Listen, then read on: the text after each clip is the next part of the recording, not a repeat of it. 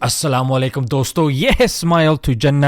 امید ہے کہ آپ کا رمضان امیزنگ جا رہا ہے اور آپ کی عبادات ویریڈ ہے، ورائٹی ہے، جس سے آپ کو زیادہ موٹیویشن ملتا ہے۔ اور ایک عبادت جو ضروری ہے وہ ہے ریڈنگ کرنا۔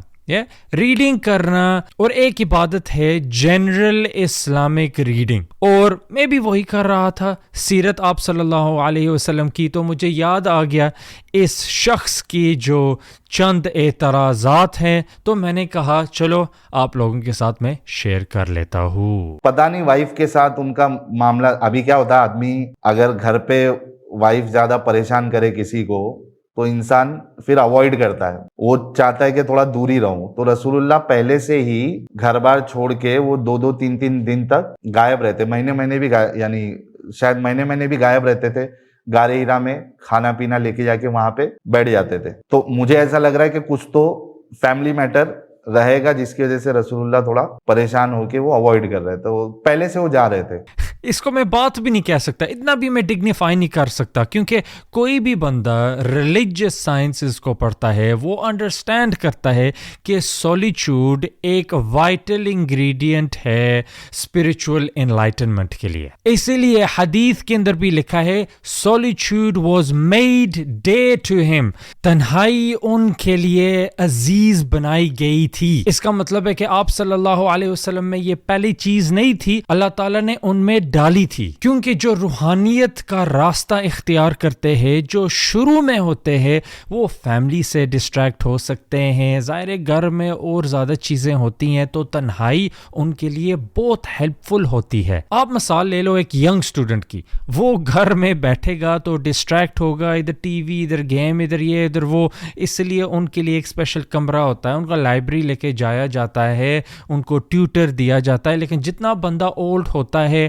جو کچھ بھی ہو رہا ہو بندے کی ٹالرنس ہائی ہوتی ہے۔ اور دوسری یہ بھی بات ہے کہ وہ ہر چند دن کے بعد واپس آتے تھے اپنے گھر، پروویژنز لینے کے لیے، کھانے پینے کے لیے، گھر کی حال چال پوچھنے کے لیے، اور پھر جاتے تھے۔ تو یہ کس طرح کی ایکوزیشن ہے کہ سیپریٹ ہونے کے لیے جاتے تھے؟ سیپریٹ ہونے کے لیے جاتے تھے تو سیپریٹ ہی ہو جاتے نا، پہلے یہ بات۔ اور نمبر 2، بار بار آنا جانا کیوں ہوتا تھا؟ اور نمبر 3، خدیجہ رضی اللہ عنہا بھی کبھی ادھر جاتی تھی، تو بتا کے کیوں جائیں؟ جو لوگ چیٹنگ کرتے وہ بتاتے تو نہیں ہے نا کہ ہاں ہم فلاں کے گھر جا رہے ہیں، یہ ایڈریس جی لے لو۔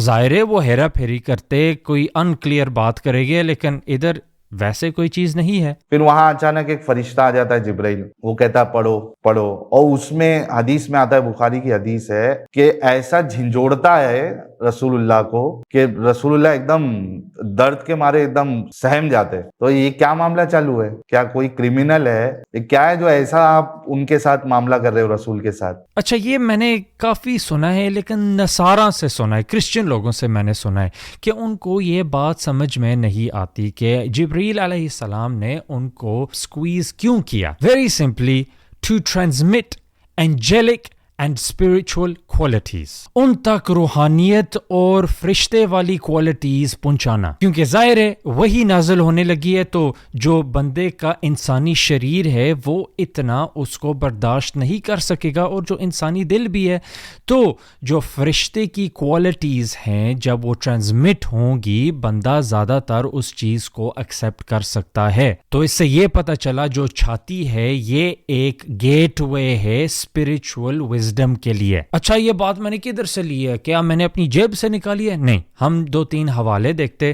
جو اسی چیز کو ثابت کرے گا۔ نمبر 1، ہمیں پتہ چلتا ہے ابن عباس، یہ بخاری کے اندر روایت ہے کہ ابن عباس کے لیے آپ صلی اللہ علیہ وسلم نے دعا کی کہ اللہ تعالیٰ ان کو قرآن کی انڈرسٹینڈنگ دے، تو پھر آپ صلی اللہ علیہ وسلم نے ان کی چھاتی کو ہگ کیا۔ دوسرا، ہمیں پتہ چلتا ہے ابو ہریرہ رضی اللہ عنہ کے بارے میں، جو بھی بخاری کے اندر روایت ہے، ابو ہریرہ کے لیے آپ صلی اللہ علیہ وسلم نے ایک چیز کی جس سے ان کو حدیث نہیں بعد میں بولی، تو آپ صلی اللہ علیہ وسلم نے ان سے چادر مانگی اور 2 ہینڈ فل اس کے اندر ڈالے.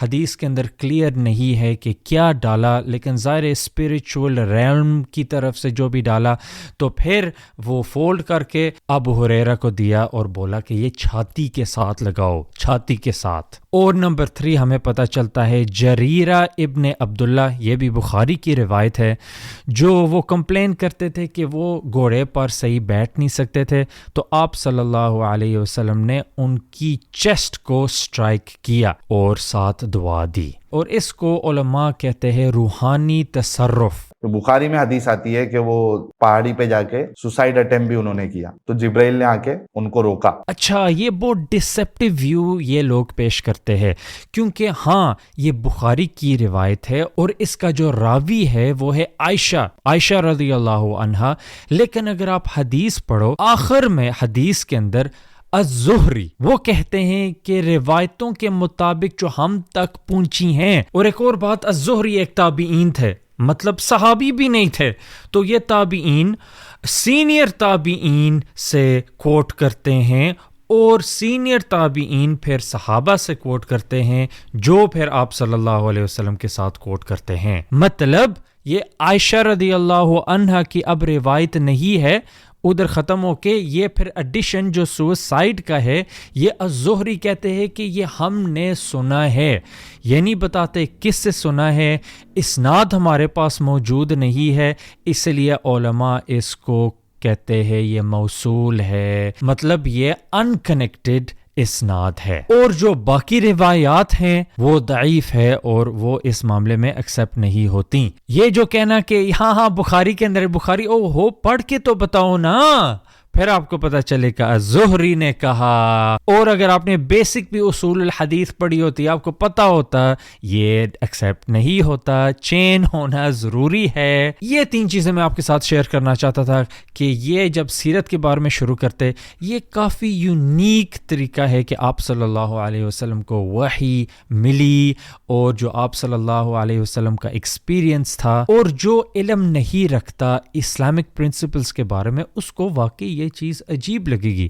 لیکن فیلیسی آف پریزنٹزم, یہ ایک منطقی غلطی ہے جس کا نام ہے پریزنٹزم.